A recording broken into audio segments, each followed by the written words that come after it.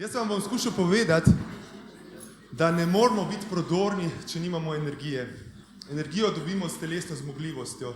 Veliko se bom navezal tudi na predhodno predavanje, namreč telesna dejavnost izjemno vpliva tudi na naše duševno zdravje.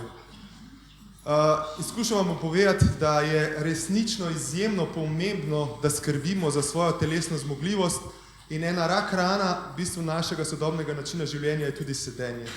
Skušam vam bom pojasniti, kakšne skupine telesne dejavnosti imamo in kako vplivajo na naše zdravje, in ob koncu vam bom predstavil tudi vseživljenjsko spremljanje telesne zmogljivosti, ki je kot prvi na svetu v bistvu sistemsko ponujamo v Sloveniji, in vas bom povabil, da se temu vabilu tudi odzovete, tako kot vi osebno, kot tudi s tistimi odraslimi, s katerimi delate.